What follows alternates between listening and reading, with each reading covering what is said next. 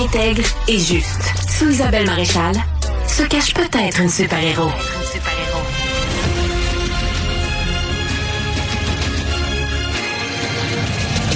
Isabelle Maréchal. Alors, on vous en a souvent parlé ici de l'envoi de lettres pour confirmer l'inscription de 500 000 nouveaux Québécois auprès des groupes de médecins de famille. On vous a souvent expliqué d'ailleurs que ça faisait partie, donc, l'inscription de ces 500 000 patients, nouveaux patients, des patients orphelins. Ça fait partie de l'entente entre la FMOQ, la Fédération des médecins omnipraticiens du Québec, et le gouvernement du Québec dans une longue négo qui a été souffrante pour tout le monde. Là, ça vient avec une prime de 2,5 % si on atteignait cet objectif. Il est plus qu'atteint. Il est même dépassé. Est-ce une bonne nouvelle? Est-ce que ça va nous garantir un médecin de famille pour ceux qui n'en ont pas? Le docteur Marc-André Ammiot est avec nous, président de la FMOQ. Bonjour, docteur Ammiot. Bonjour. Pouvez-vous nous garantir que les 550 quelques mille, parce que là, vous êtes donné, là, vous avez dépassé la cible, on est à 556 473 donc, nouveaux patients inscrits. C'est énorme. Est-ce que vous pouvez nous garantir que donc chacun de ces patients aura aujourd'hui, s'il appelle, un rendez-vous dans un délai plus que raisonnable? Ben, je vous dirais pas s'il appelle, s'il en a besoin. Parce que ça se peut qu'il appelle. On n'appelle pas pour le fun, remarquez, là. On appelle en général parce qu'on a besoin, là. Ça vient avec. Je dis pas qu'on appelle pour le fun. On appelle parce qu'on a un besoin. Oui. Et si ce besoin-là peut être répondu par le pharmacien ou l'infirmière, le groupe de médecins de famille, ben oui, bien sûr, il y aura des services. Et s'il y a besoin d'un médecin, il va pouvoir voir un médecin. OK. Donc, vous garantissez le fait que aujourd'hui, si tous ceux, là, les 556 000 nouveaux inscrits vont avoir accès à un médecin de famille. Parce que vous avez dit infirmière, vous avez dit pharmacien. Dans la grande majorité, puis là, on peut pas parler des exceptions, là. Non, Il se peut qu'un docteur tombe malade. À un moment donné, là, il y a des docteurs qui tombent malades. Là, il faut que les collègues dans la clinique remplacent ce docteur-là. Mais dans la grande majorité, en fonction des besoins, c'est l'objectif des médecins d'améliorer l'accessibilité.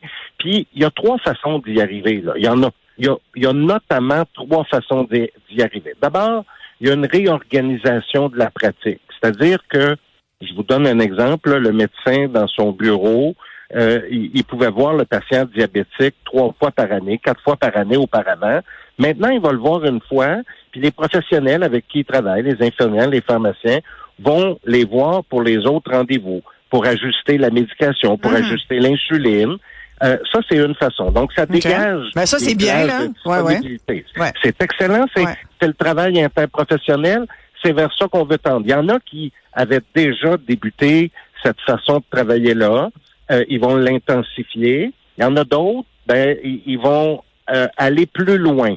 Après ça, il y a des médecins qui travaillaient à l'hôpital, qui travaillaient à l'urgence, qui travaillaient en hospitalisation, qui sont venus prêter main forte en cabinet.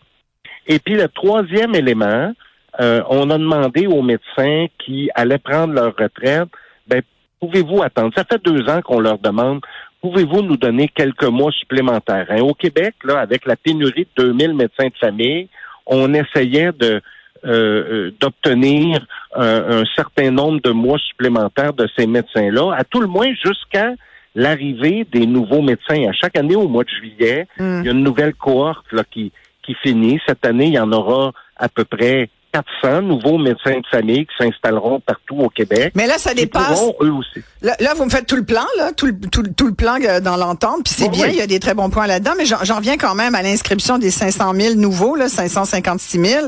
Est-ce qu'on peut parler d'une véritable prise en charge de tous ces nouveaux patients, ceux qui sont inscrits individuellement ou ceux qui sont inscrits via un GMF? Est-ce que c'est concrètement, ça va vraiment changer quelque chose dans leur vie, là? Les patients qui n'avaient pas de médecin de famille aujourd'hui, ils en ont un. Est-ce que c'est une vraie prise en charge? Je le souhaite. Et oui, c'est une vraie prise en charge. 2 façons.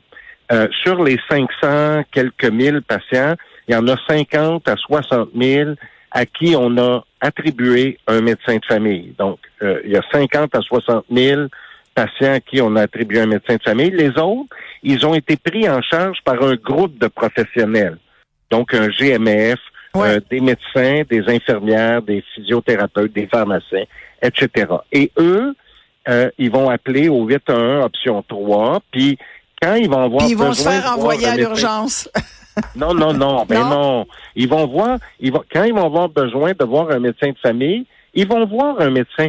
Les patients, dans cette situation-là, il y en a près d'1,3, 1,4 million, là. Mais les médecins se sont engagés à leur offrir 1,3, 1,4 million de rendez-vous. C'est pas rien, ça. Il y en a des rendez-vous. Il y en a tellement qu'on peut donner certains de ces rendez-vous-là à des patients qui n'ont pas eu la chance d'avoir un groupe de médecins ou un médecin de famille. Donc, ce qu'on appelle des orphelins, là, qui continuent d'attendre dans certaines régions. Parce que dans plusieurs régions, on a vidé la liste d'attente, là.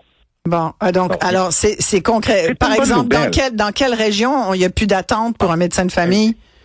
Québec, on a vidé le guichet dans certaines régions de la Rive-Sud de Québec, dans certains réseaux local de services à Montréal, dans certains secteurs de Montréal. Parfait. On a vidé la liste d'attente. Bon, docteur Marc-André Laval aussi, donc Rive-Sud de Québec, Laval. Bon, ben écoutez, est-ce que, dernière question rapidement, docteur Ammiot, est-ce que vous allez monitorer, est-ce que vous allez mesurer, là, effectivement, si sur les 556 000 au cours du prochain mois, des prochains 3 mois, on va dire, combien auront été véritablement vus par un médecin de famille? Parce que tout ce qui se réalise se mesure et inversement. Allez-vous être capable de, par exemple, à l'automne, nous arriver et nous dire, voilà, voici ce que ça a donné, là, ce 2,5 % de primes supplémentaires. Ça nous a permis de donner plus de rendez-vous. Pour les rendez-vous, pour les patients inscrits collectifs, bien sûr qu'on va les mesurer. Puis ça, on va être en mesure de vous le dire. Et moi, je suis un partisan de si on veut s'améliorer, il faut être capable de se mesurer. Exact. Je suis tout à fait d'accord avec vous et on veut s'améliorer. Bon. Cela dit, rapidement, on a terminé. Merci beaucoup, docteur Ammiot, mais vous pouvez revenir quand vous voulez. Merci beaucoup pour ces infos. Avec plaisir. Merci à toute l'équipe. Merci à tout le monde qui nous ont écoutés. Richard Martineau s'en vient. On va souhaiter bonne chance pour ce soir. Bon match tout le monde.